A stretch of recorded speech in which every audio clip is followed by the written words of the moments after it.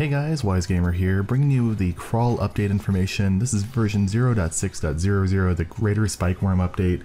And guys, they did some awesome changes here. So as we go through, you're going to see some different gameplay. They actually introduced 2 new evolutions of monsters. They changed the way some of the stuff works as far as buying new things, and they introduced like a different UI for like evolving your monsters and things like that too. So it's pretty cool. We're gonna go and get started and hop into it here. So basically the greater Spikewurm, what that is basically the worm, which was one of my favorites to begin with. They added another evolution step into it to where you get a kind of a beefier, like almost top tier monster of the greater worm. Basically he is a worm that like shoots out a tongue that goes, you know, maybe a quarter away across the screen or something like that to give you an idea of range, and then he can still dive underground and show some spikes, and we'll get some gameplay of that here in a second coming up. And then, you know, as you can see that here, so he just kind of dives in and be able to go, you know, back and forth like that to be able to get these huge spikes that makes it really hard for the hero to cross. And then also just the tongue itself, it has a lot of range. Now, one downside is we notice that it is a little bit difficult when you're trying to attack. Like if you miss with that tongue attack type thing, there's quite a bit of a delay before you're able to actually go back and attack the player again with that same thing here. So yeah, basically it starts with the basic slug, and then you get the slug with the spikes when you dig under, and then you get the greater slug now, so you can see that. Now, part of the UI updates talk about evolutions here too. They actually added a UI update when you're evolving your monster. So you can see these 2 like demonic hand type things. Really awesome. They kind of show you like, do you want this side or this side? And they kind of raise and lower. And then you pick it, they like throw this magic thing down that, you know, makes the monster evolve, which is totally awesome. But speaking of evolutions, there's also one other evolution which is pretty friggin' awesome as well, pretty sweet. The Minotaur got an update. So he's actually got a top tier update now, where basically what you do is he gets like these dual axe. It's the rat evolution, basically. The top evolution for the rat goes into a Minotaur, and he gets these like dual like blade type things, so you can kind of dual wield and try killing you that way. And then what he'll do is he'll actually have like a charge attack too, and if you get the full combo with the melee, I think it's like 3 hits, it actually will knock down the hero, and you'll see that here as well. Knock down the hero, kind of stun him some, so you can charge at him, or you can charge away if you want to use it defensively, and then you can just like melee them and brawl them like that too. It's really effective and really cool. It's pretty awesome. I'm a huge fan of the Spikewurm, but I think that was actually a little bit better personally, just kind of looking at that. Now, another thing you might notice here as we're doing this gameplay is at the bottom there's actually the gold still, but then instead of having blood, like you can see there's still the animation like +2, +5 blood, stuff like that. However, it's actually going towards wrath. Well, I should say it's going right to your gold initially there actually. So that's going right to gold, and they changed when you level up, instead of getting V, and they showed at the end of the match, you actually get wrath, and you get it immediately. So you can see at the bottom it says like, you know, how much wrath you have, or it says W, a number with W. So the wrath is actually evolution points instead, so that's kind of cool too.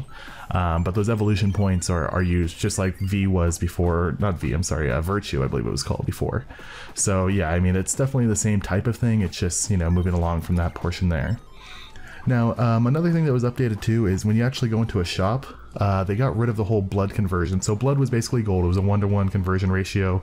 They decided to go ahead and just get rid of that and make it directly into gold. So I mean, you still get it the same way. When you kill or damage a hero as a monster, you earn blood, which converts to gold, and then the hero can get gold by, you know, looting treasure and stuff like that. So it's still the same concept as before, but it's just, you know, letting you know that that process is there. And got rid of like, you know, the little statue that was animated, which I thought was kind of cool, but got rid of that little statue and everything too, which is kind of interesting but decent at the same time.